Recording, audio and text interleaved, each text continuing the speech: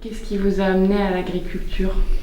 Ben, c'est-à-dire que moi, mes parents étaient agriculteurs, mes grands-parents étaient agriculteurs. Mon grand-père était un blessé de guerre 14-18 qui a maintenu tant bien que mal son exploitation familiale avec un lourd handicap. Et, et je me suis senti obligé de dire, il a fait vraiment, il a miséré pour maintenir le truc.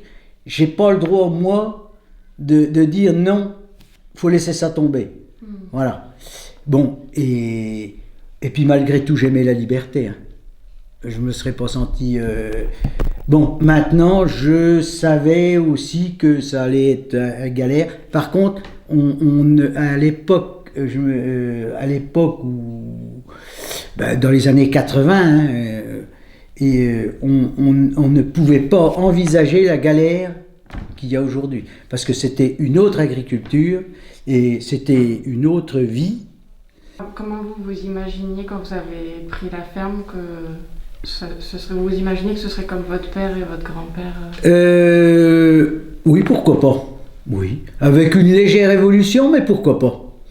Et rapidement, l'agriculture a, à mon avis, toujours subi des tournants, a eu une nécessaire adaptation. Et on était juste pile poil dans un tournant, là, où il fallait moderniser des bâtiments, où il fallait augmenter le cheptel pour pouvoir vivre, où il fallait s'adapter, quoi. Et là, je m'en suis rendu compte rapidement que, on était dans un... On était l'un des wagons d'un train et fallait pas le quitter, quoi. Fallait... Voilà. Il y avait la locomotive qui tirait et puis il fallait rester dans le train. Sinon, c'était... on capotait, quoi. C'est pas que je ne critique pas les gens qui sont passés avant nous dans les mêmes métiers, mais dans ce métier-là. Mais ils ont eu la vie plus facile que nous, on ne l'a pas eu. Par contre, au point de vue, je parle au point de vue économique, au point de vue, voilà. Attention, au point de vue travail, ils ont travaillé dur parce que c'était tout manuel. Hein. On a eu quand même les machines qui nous sauvent. Hein. Ça nous permet d'ailleurs d'avoir des structures quand même assez importantes avec un gars tout seul. Hein. Pourquoi plus l'élevage qu'autre chose? Alors, nous, c'était élevage ou culture. Bon, culture, il y avait des nombreuses petites parcelles appartenant à plusieurs propriétaires, tout ça. Donc, c'était plus facile de faire des animaux.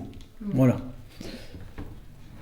Et puis malgré tout, j'étais quand même un peu plus attiré par les animaux que par la culture. Quoi. Le confinement, par contre, ça a ramené tout ce qui est vente directe et tout, ça a ramené énormément de clientèle aux gens qui ont foncé dans ce système nouveau. On l'a connu par le passé, hein. J'ai connu ça. Ma mère en faisait de la vente directe, elle faisait des fromages. Et j'avais bien juré de jamais en faire, parce que c'est encore pareil. Hein. Faut être drôlement bien fait, parce que c'est de la clientèle. Il faut être commerçant. Hein. La clientèle, ça se respecte. C'est pas difficile de perdre un client. C'est beaucoup plus difficile d'en gagner un. Donc une clientèle, elle se respecte, elle se choye. Il faut la fidéliser, il faut l'entretenir, voire même en faire venir de la nouvelle. Et je me sentais pas trop la capacité de faire ça. À tort, aujourd'hui je le reconnais, à tort. En quoi consiste une journée type de travail? Bon, c'est peut-être différent tous les jours, mais du coup... Une journée type de travail, on dira qu'une journée type, elle n'existe pas parce qu'on a des surprises tous les jours, des choses inattendues, donc on ne peut pas préparer une journée type. Malgré tout, la journée de travail, de toute façon, étant donné qu'on a quand même pas mal d'animaux, alors ces années-là, avec la sécheresse, on est tranquille, la journée de travail, c'est s'occuper des animaux. Leur donner à manger, leur donner à boire, leur donner... Voilà. Donc la journée type, oui, l'hiver, hein, c'est ça. Hein, c'est les animaux. Bon, après, il arrive la saison où il faut faire les clôtures, oui, pour les mettre dehors. Et puis après, c'est la saison des foins, des différents travaux de récolte pour assurer l'hivernage des animaux, quoi, l'hiver d'après. Voilà. Puis là, on va tomber dans les semis, puisqu'on fait aussi un peu de céréales. Qui sont consommés sur l'exploitation intégralement. Et donc, on va arriver, si on peut aller au 15 octobre, si on peut patienter jusque-là, c'est la saison de mettre ça en place. Puis après, faut préparer les bâtiments pour le retour des animaux en bâtiment. Cette année et l'année d'avant, la sécheresse, ça vous a beaucoup impacté? Alors oui, la sécheresse, c'est un gros problème. La sécheresse... Déjà, c'est des heures de travail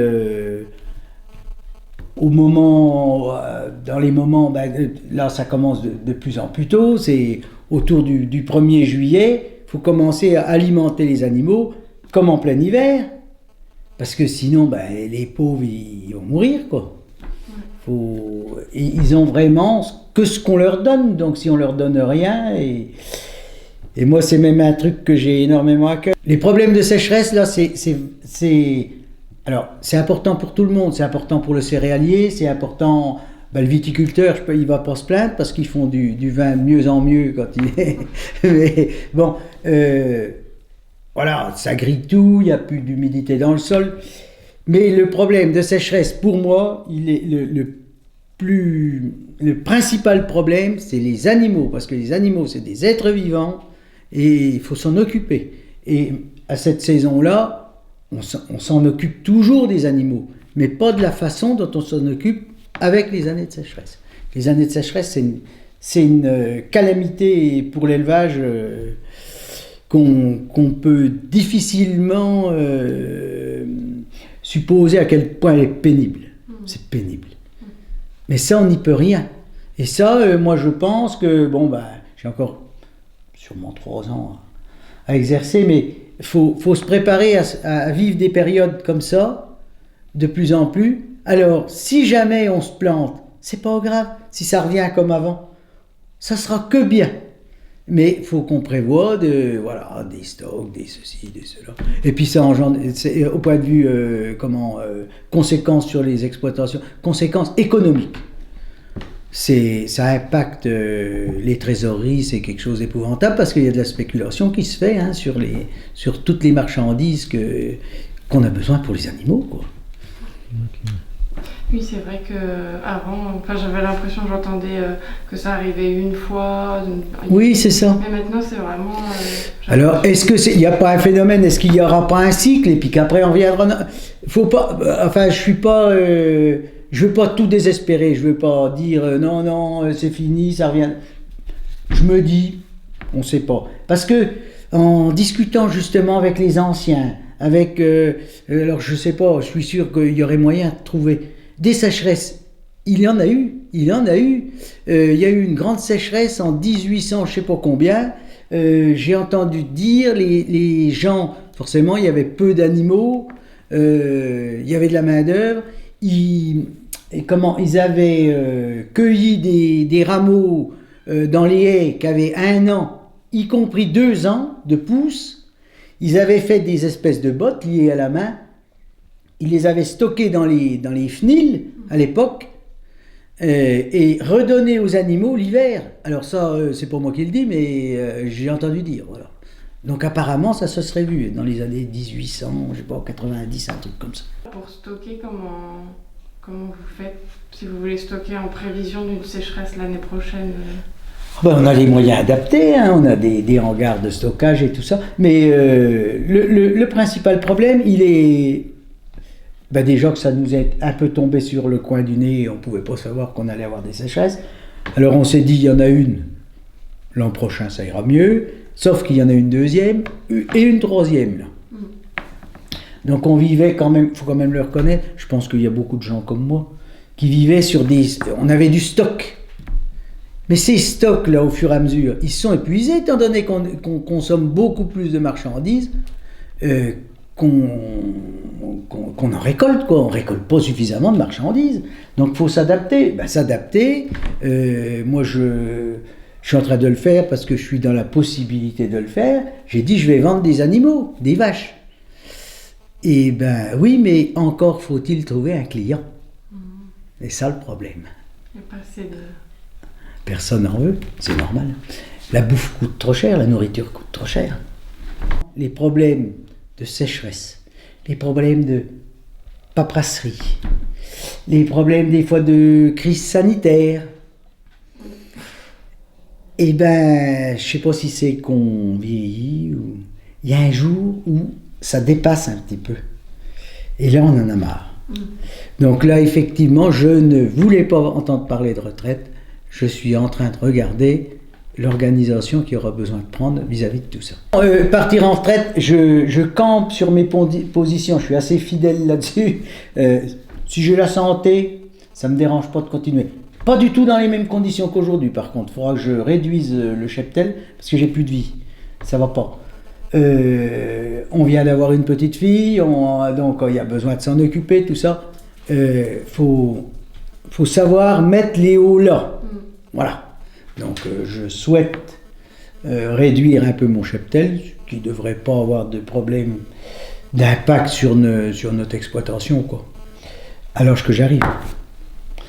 Je souhaite essayer de profiter un petit peu plus quand même. Voilà. Parce que là, c'est trop dur. Là. Trop chaud.